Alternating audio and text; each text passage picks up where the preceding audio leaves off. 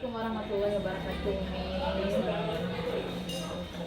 Perkenalkan, saya Yetri Arfida, guru SMA Negeri 5 Muko, status mahasiswa PPG Unit. Pada kesempatan hari ini mohon kesediaan waktunya untuk diwawancara mengenai segelintir masalah-masalah yang kerap terjadi di sekolah kita. Apakah Umi bersedia dan punya waktu untuk diwawancara? Iya, insyaallah. Terima kasih Umi.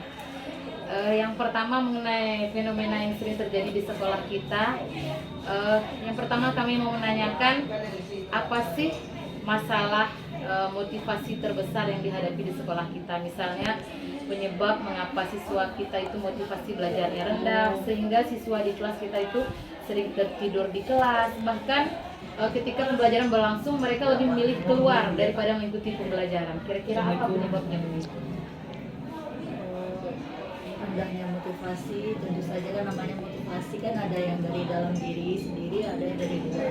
Kalau dari dalam diri sendiri, anak bisa jadi penyebabnya mungkin karena faktor dia kemampuannya, intelijensinya, atau bisa jadi juga faktor kemampuan awalnya waktu mereka di SMP yang kurang begitu.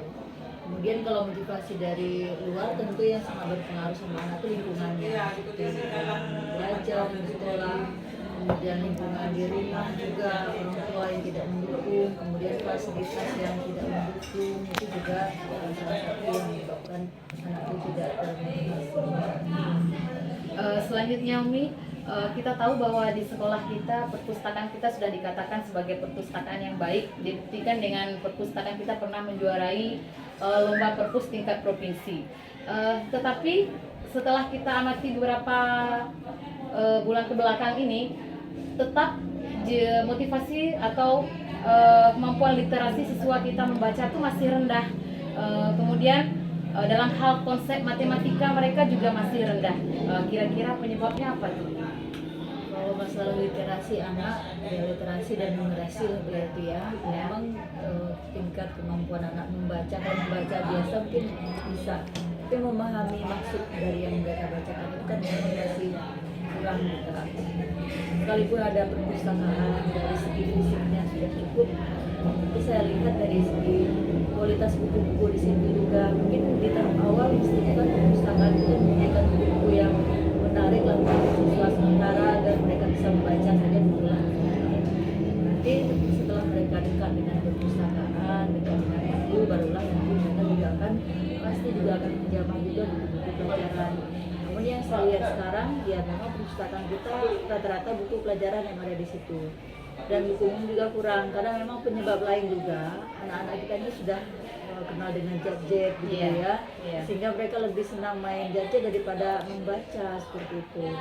Jadi sebetulnya bisa juga membaca di gadget, tapi pengaruh gadget yang negatif ya seperti game, kemudian video-video apa seperti itu ya yang membuat mereka tersita waktunya untuk yang tidak jelas manfaatnya.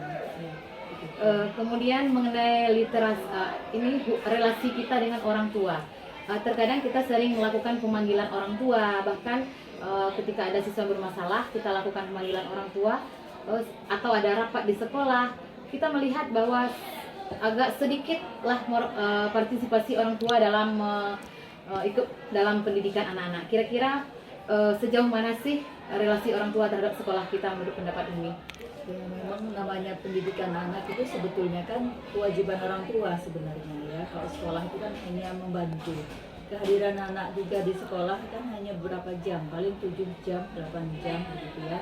Dari jam setengah 8 sampai jam 2 itu tidak terlalu lama. Sementara interaksi mereka yang paling banyak itu adalah di rumah. Sementara kita lihat juga orang tua juga tidak begitu, ini mungkin faktor pendidikan orang tua.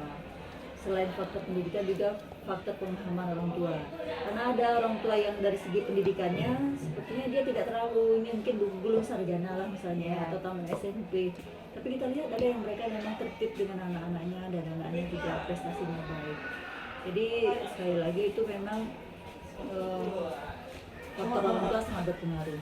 Nah, karena pengaruh orang tua sangat besar, memang harus ada interaksi antara sekolah dengan orang tua. Tidak bisa diserahkan 100% kepada pihak sekolah. Orang tua harus terlibat. Nah, jadi pemanggilan orang tua itu salah satu solusi sebetulnya. Kemudian selain pemanggilan orang tua juga komunikasi antara guru mata pelajaran atau guru wali kelas kepada orang tua juga itu sebaiknya berjalan dengan baik. Jadi kalau ada terjadi apa-apa langsung guru mata pelajaran yang berkomunikasi dengan orang tua. Misalnya anak nggak masuk misalnya gitu ya, apa sebabnya. Jadi komunikasinya baik seperti itu. Kemudian ada laporan-laporan baik positif maupun negatif itu harus sampai ke orang tua sehingga ada relasi, ada hubungan. Jadi kalau seandainya tidak berjalan hubungan orang tua dengan pihak sekolah dan anak, maka tidak maksimal hasilnya. Berhasil cuma tidak maksimal. Iya, yang kita lakukan selama ini misalnya kita kan sudah pernah melakukan pemanggilan, tapi nyatanya orang tua tuh agak malas datang ke sekolah. Nah, kira-kira apa penyebabnya, Umi? Kalau kita tinjau, kira-kira penyebab orang tua tuh agak malas datang ke sekolah ketika kita melakukan pemanggilan. Ya, artinya orang tua itu juga mereka udah apatis gitu ya, sudah menyerah gitu ya. Saya aja nggak sanggup ngurusnya, serahkan ke sekolah, jadinya seperti itu. Jadi sekali lagi namanya masyarakat memang butuh edukasi gitu ya dari masyarakat agar mereka juga paham karena pendidikan itu tidak bisa diserahkan sama sekolah saja.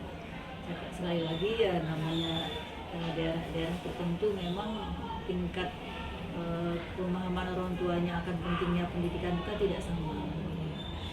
Selanjutnya Umi, kita tinjau lagi ke atas tadi bahwa motivasi belajar siswa yang rendah. Mungkin kalau kita tinjau dari gurunya, bisa saja dikarenakan gurunya tidak melakukan pembelajaran dengan menggunakan metode yang bervariasi.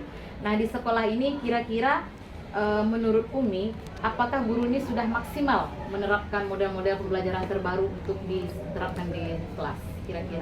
Sekali lagi memang faktor motivasi tadi ya, yang faktor eksternal itu dia termasuk guru juga, sekolah dalam hal ini guru, dia termasuk juga fasilitas sekolah.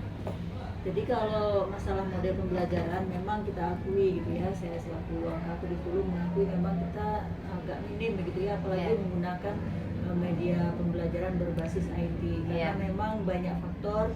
Yang pertama mungkin faktor kemampuan gurunya dalam memanfaatkan menggunakan IT, kemudian termasuk juga faktor sarana dan prasarana.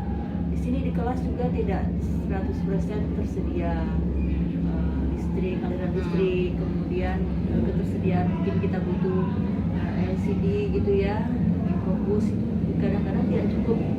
Idealnya kan setiap kelas sudah siap satu fokus, satu komputer di situ sehingga ketika guru menggunakan langsung. Kalau enggak selama ini kan saya pernah juga coba menggunakan habis waktu saya untuk mempersiapkan. Iya betul, 30 menit habis waktu untuk mempersiapkan media. Padahal itu sangat menarik bagi anak-anak. Jadi cara menyampaikan itu melalui media itu sangat-sangat menarik daripada hanya melalui lisan saja. Jadi sekali lagi selain medianya yang model pembelajaran yang digunakan, kadang-kadang guru hanya sekedar mengajar seperti biasanya. Jadi tidak punya inovasi, ini materi ini cocoknya dipakai model apa. Jadi seluruh materi itu modelnya sama ceramah gitu ya, ceramah atau pembelajaran langsung. Model banyak. Satu lagi terakhir Umi, kita sering melihat atau pernah mengamati kira-kira ada juga terkadang siswa atau guru mengalami miskonsepsi terhadap materi tertentu. Kemudian kurang juga penggunaan soal-soal berupa soal hot begitu. Kira-kira penyebabnya apa? Mohon perhatian pada seluruh siswa-siswi kami. Diharapkan kepada kalau miskonsepsi itu akan selalu ada, hanya saja kan kita sebagai guru mesti meminimalisir gitu, jangan sampai terlalu banyak. Karena memang guru juga pemahamannya kan juga beda-beda. Ada yang memang kuliahnya dulu belajar benar, ada juga yang biasa-biasa saja. Sehingga ketika mengajar salah konsep. Jadi nanti pindah lagi dengan guru yang lain, anak juga bingung gitu ya.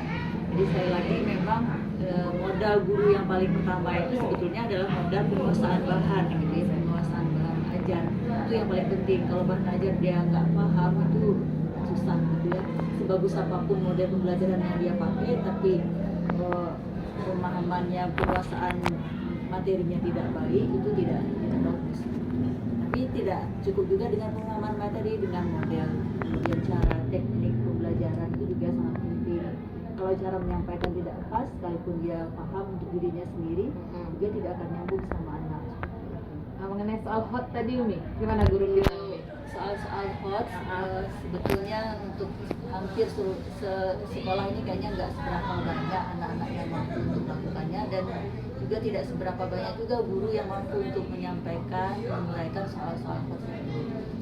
Namun saya yakin seharusnya setiap guru itu minimal dalam satu pembelajaran itu, satu KD itu ada 1-2 soal hot yang disampaikan, karena kita lihat ketika tes segala macam itu soal-soal yang keluar, tidak ada materi pelajaran tertentu itu yang dikeluarkan. Kayak mau masuk perguruan tinggi sekarang itu tidak ada lagi pelajaran fisika, kimia, biologi, nggak ada lagi. Jadi sudah umum soal-soal hot, sudah gabungan seperti itu. Jadi karena kemampuan guru juga kurang, maka guru-guru kita ini sebetulnya butuh pelatihan, gitu ya, butuh pelatihan bagaimana menyelesaikan soal-soal hot. Nah, kemudian anak-anak kena imbasnya.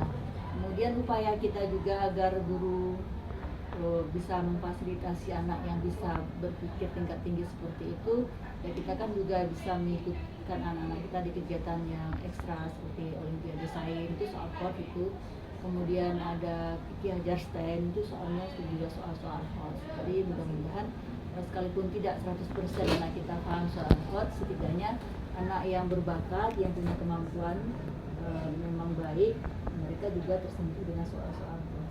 Namun harapannya kalau bisa ya paling tidak dalam satu KD itu adalah 1 atau 2 soal-soal hot, karena masukan murid yang masuk ke kita juga kan berasal dari berbagai macam kondisi pemahaman awal mereka. Kalau yang agak rendah tentu dia tidak cocok diberikan soal-soal hot. Itu aja dong. Skip.